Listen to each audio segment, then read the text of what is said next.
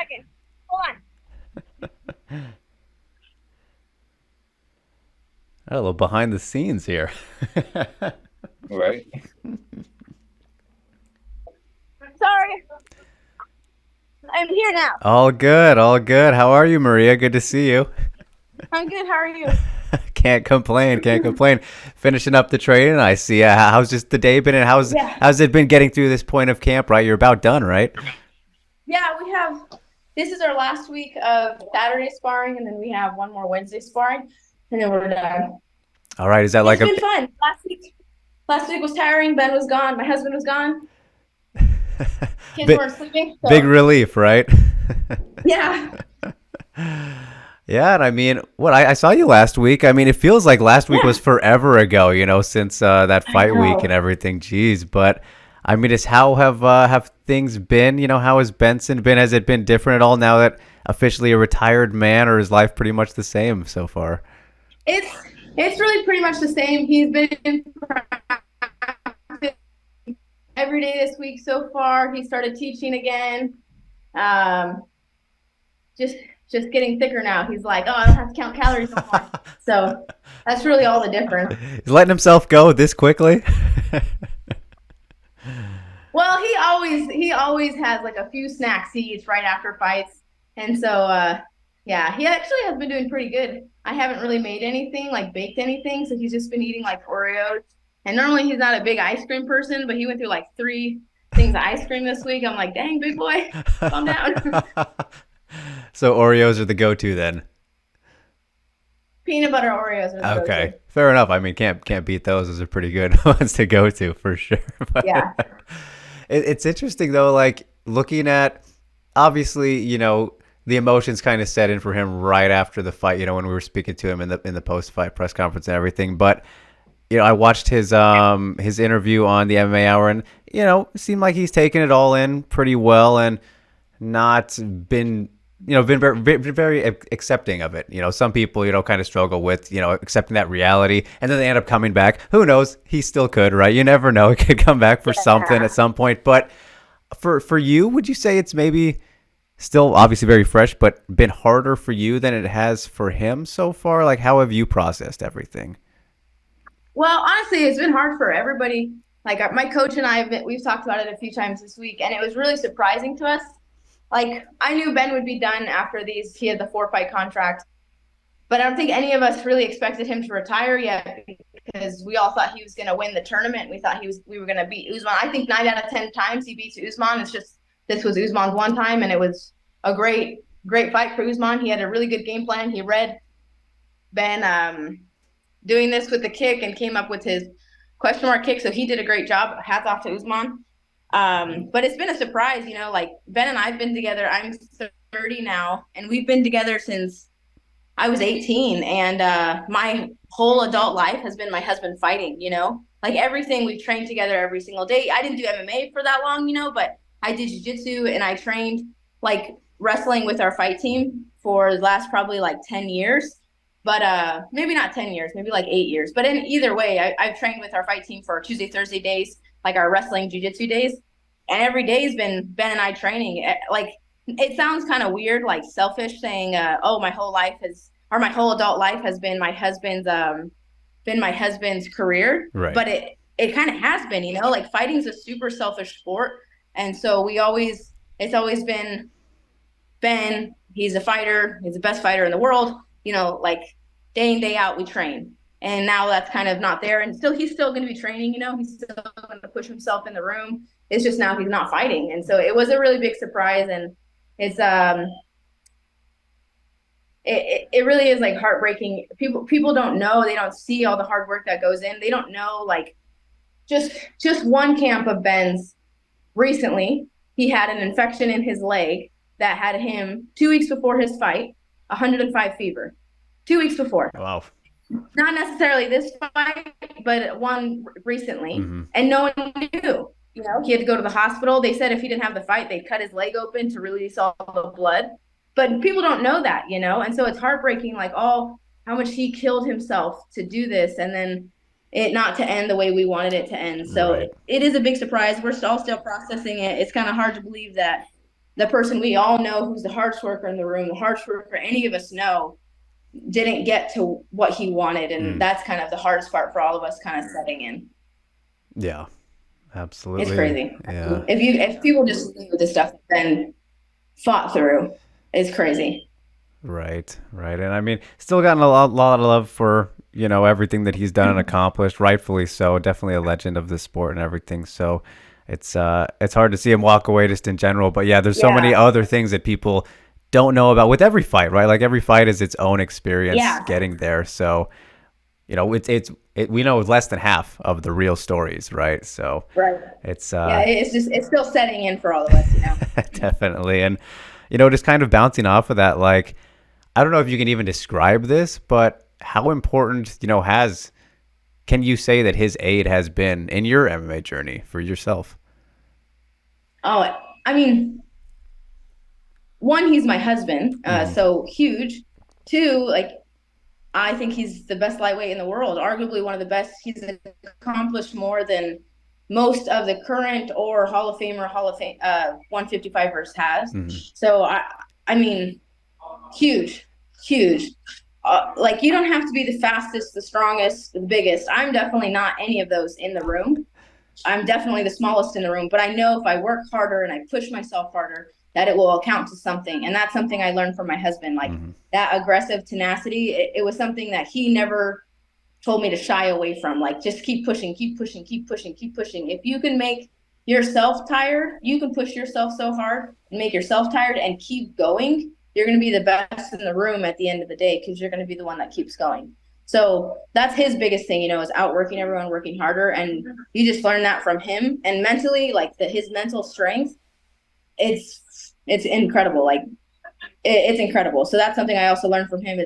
You can lose every round in a camp. It doesn't matter, though, because you don't want to win the rounds in the camp. You want to win your fight. Yeah. So that's another thing, I learned from him is, like, we're doing this because we want to have fun. We love it. We don't have to do it, but we want to do it. And so we love to do it. Inside the practice room, you should be getting beat up. You shouldn't win everything, because you want to peak on the day it matters, not in the room. So a big influence is just working harder and in a really good positive mindset. Yeah, definitely good things to learn from. Yeah, not peaking too soon. That's a good thing to definitely find the balance there. So that's a great one. And if he's out of town and I'm like, oh, I had a great round, he's like, yeah, that's good, but you don't want to have a great round. Like, you want to have a good round. You want to have great rounds in your fight, not necessarily in your. And I was like, oh, okay, thanks, but I was just saying.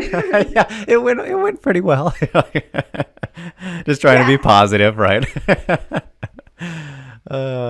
And like, I'm sure the Gilbert fight stands out for you for obvious reasons. But do you have a favorite fight from his career personally? The Gilbert was pretty good, but I think the Nate Diaz one was really good, because we were going in and they wanted us to renegotiate our contract at the time. And I remember we went in right after they announced it, and I think Ben waited. Anyways, no one thought Ben was going to beat Nate. Nobody thought he was going to beat Nate. And then he went in there and whooped Nate's ass. Very, very convincingly. Yeah, very convincingly, and people were just, oops, did I hang up on you? Oh, no. Oh, you're good. People were just, like, dumbfounded. So that one was great. The first Frankie one was great. Like, I think it was a close one, but I still think Ben won. If you just look at the damage towards the end of the fight, body language, all that kind of stuff, So I'd say the Nate one for sure, because everyone thought Ben was going to lose that one. And he went in there and beat the tar out of Nate. Did you go in a very factual manner? Yes, very much so. We'll never forget the middle finger from Diaz. He was so frustrated. He was getting his ass with mid-fight. The splits, the axe kick. A lot of moments there. That was the fight that he accidentally exposed the toothpick, if I'm remembering correctly. Yeah, I was just thinking. I was like, I think that was that one too. Yeah, and he always has those in, by the way. Right, but yeah, that was the one where he let it out on accident. Yeah. Crazy. And then there was all the memes of him having it in his eye, his hand, like people like photoshopped it. Yeah. And him poking Nate. It was like, no, that was just a punch. Did you get to travel with him to Japan for the Frankie rematch? No, no, the first one was the first fight was Japan. The second fight was Colorado, and I went to that fight. Okay, got it I went to backwards. that fight, but the first one, no, he was still. I think that was his third fight in the UFC, if I'm not wrong, Third or fourth. Yeah. third or fourth.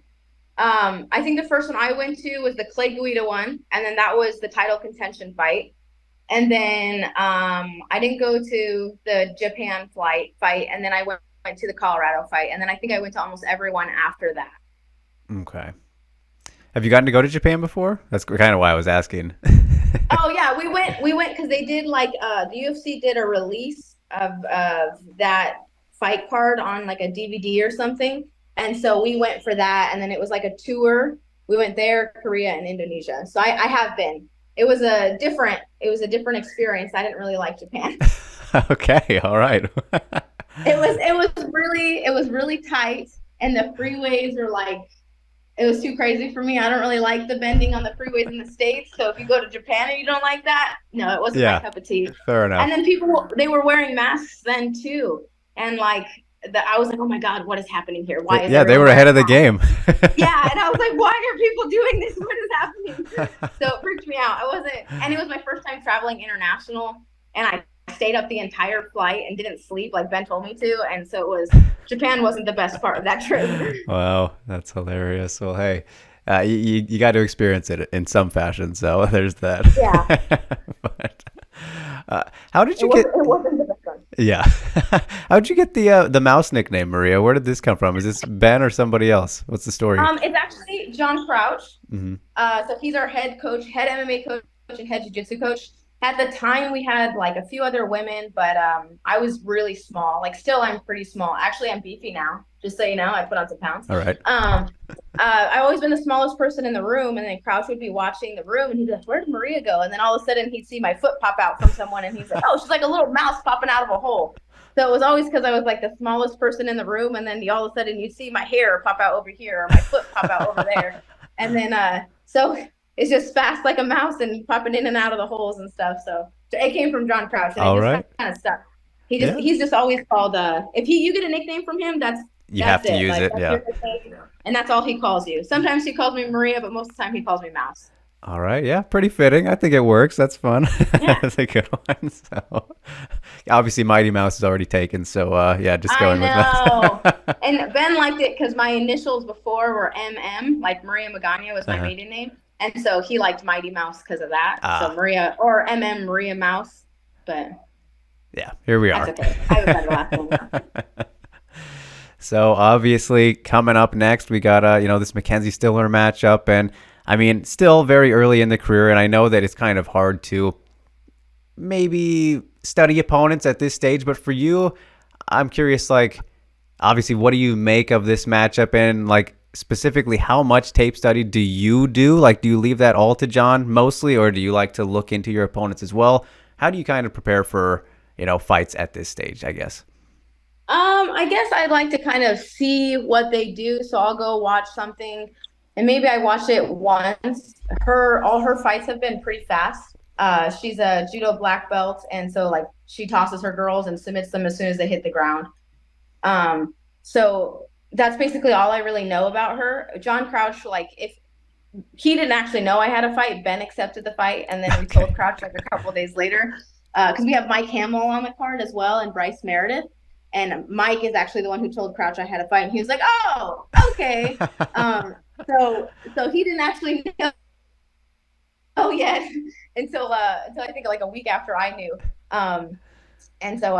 Yeah, Ben will watch. I don't even know if Ben watched actually, but Crouch watched the tapes, and we had another guy who was with us for a while. His name was David Machad, but he moved back home. He watched the tapes on her. Again, they're really short, so it's not really much to watch, but it should be fun because she had 3 quick wins as amateur, and this is her first pro fight, if I'm not wrong. And her background is like grappling as well, so it should be interesting. I don't see her kind of shying away from me in that sense. So we'll see kind of what happens. It should be fun. It should be a scrappy little match. Yeah, and I mean, all your fights have been fun so far. Anyways, you've become quite the finisher and capable of capitalizing on opponents who bring it to you. I think that's fair to say, right? Yeah. So do you kind of like that when the opponents are that way? Yeah. Yeah, I definitely, Ben and I were just talking about that, and Crouch was talking about that. It's if it comes to us, we're not. I mean, even if it doesn't come to us, Yeah. but I'm not afraid if they want to get in. I guess it's just like Ben, like in the middle of hot and heavy. That's where we shine. I think that's Yeah. where I shine. That's where I do best. So I'm all for her trying to come forward. Let's see who's better in the clinch. Hell yeah, that's what we like to hear. And it's interesting, Maria, like, obviously building a great start in the career and, working with Bellator, like, there's not an official strawweight division yet, though. So, like, Right. for you, is that maybe not the goal right now because you're still kind of getting your feet under yourself as a professional, but do you hope to convince them to maybe to create an official strawweight division at one point? I'm sure you don't want to like go up and fight the 125ers again. Mouse, a little bit smaller. Yeah. So like, is that a goal for you though to make a strawweight division in Bellator? I'm willing to do whatever Bellator wants me to do or whatever they need me to do. We have a 4-fight contract, and I'm just here for whatever they tell me to do. Like, yes, it'd be nice if they did, but it's more what's in front of us right now. The future, if we look in the future, that's where anxiety builds. Right. I want right now, where I am right now is this fight here. After this fight, we'll see what they say. I haven't talked to Coker at all really, but I've talked to Mike Hogan, and he's just excited. He's like, we'll just see what happens. Let's just see what happens. Let's see. I know they had what does Julia Budd fight at, like 45? Yeah. 55? They didn't have a division for a long. She was fighting for them for a while and didn't fight for a belt for a long time, I think, if I'm not right. And then the 125 belt, I think, is still relatively newer too, right? Somewhat. Yeah, I can't remember specifically the year, but 2 or 3 years old. Around there. I mean, I know they beat the UFC in both of those divisions, right? Like they had them before UFC had them. So They did? yeah. Yeah. Okay. Well, yeah, I don't know. It's been a minute. They want to do. Yeah. Well, whatever they want, let's do that. And then until then, let's just fight what we have right in front of us. You can't overshoot and miss what's right in front of you. Yeah, no doubt about that. So then no long-term goals specifically, just kind of going one by one at the moment. You don't have any. Well, obviously, I would love to be the best in the world. This sport is way too hard, way too demanding to not try to be the best. There are people who want to be in here to be famous, and they want to be everything on social media, and I don't really care to be that. I don't want to post my body all over social media just to get followers and likes and for the UFC to pick me up or Bellator to pick me up. I don't want that. I want to be picked up because people see the hard work I put in and they see something in me, not see the pictures I'm posting and to get likes and people to follow me. I want to be the best. That's it. And anything less than that, there's no point in doing it. It's too hard. It mentally it's hard. Physically it's hard. I take time away from my kids. MMA is not like a 9 to 5. You're in 3 hours in the morning and you're in 2 hours in the afternoon, and then you're in 3 hours or 2 hours at night. And like, that's hard for my kids. My kids are still pretty little and they don't see me enough when I'm in camp. And my 2 younger ones who are 3 and 2, they cry all the time when I leave the door. If I'm not in this to be the best, there's no reason for me to do it. So long-term goal would be to be the best in the world. And if that's with Bellator, let's do it. And if it's with Bellator, then in the future, we go Bellator against UFC. They always talk about the men's divisions, but there's women's divisions who can do that too. Yeah. And Scott Coker and Mike Hogan have a hit, and then there's Jane and Cherry and Gloria. All of them have a history of building some of the best fighters in the world. And I want to prove to them that they picked me and I'm going to be one of the best fighters in the world. I mean, beautifully said. Great goals indeed. So, obviously wishing you the best with all that. It's very exciting just to think about. I love hearing like that. That gets me amped up, hearing you talk about that kind of thing. So very, very cool. Yeah. Looking forward to it, Maria. And always great chatting with you. So, I mean, I'll leave you with one last thing here. And it's really funny because I was last week, when I saw you and I met your sister for the first time. And I was telling John Morgan, like after you guys left us, I was like, holy shit, man. Like, I think they are the most identical twins like that I've ever seen in my life. Like, so I'm just curious, like how many people kind of are baffled by how much of twins that you are. Like, you're so all the same. Literally all week long at the belt. Well, I guess we were only there for 3 days, but people were like, what the fuck? I don't, sorry. You're Or good. they're like, You're oh my good. God, I have no idea which one is which. And they were like looking, who's Sophia? Who's Maria? Like all week long, people were like, I don't know who's who. And then even like some of our teammates were like, wait, hold on. Because I used to have like a mole right here, but my first fight, the doctor, he removed it because he was like, that's going to get cut in your fight and You're it's like, going to now bleed no right one knows over your who's eye. who. Yeah, so no one knows at all. And like I broke my nose like twice when I was younger, so there's a little bit of a nose difference. But right now, like people can't tell at all. Not even a little. If our hair's down, when Ben, funny story, real quick. When Ben proposed, there was I can't believe I forgot him. Reed Harris used to be the president of the WEC. Yeah.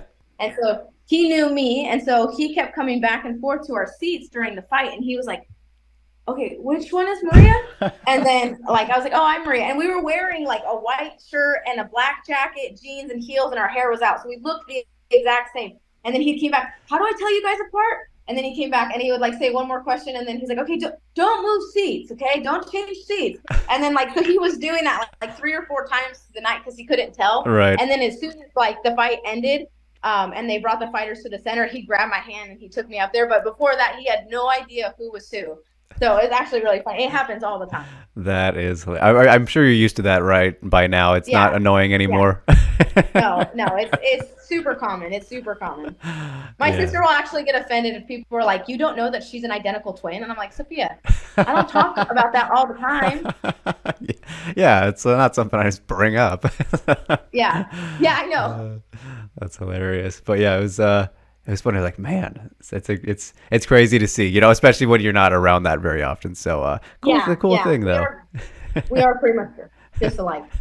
You'll see us. She's actually my manager, so you'll see her almost every fight. So you'll get confused all the time. It'll be great. There we go. Yeah, can't wait. Okay, Maria. Well, I've taken enough of your time. I appreciate it so much. It is always great getting to chat with you. And thank you so much. I cannot wait to see the journey continue for you. It's been an amazing start so far. Very fun fighter to watch. And I know I expect it all to continue. So we'll be watching, and I'll see you when I see you. So best of luck with everything.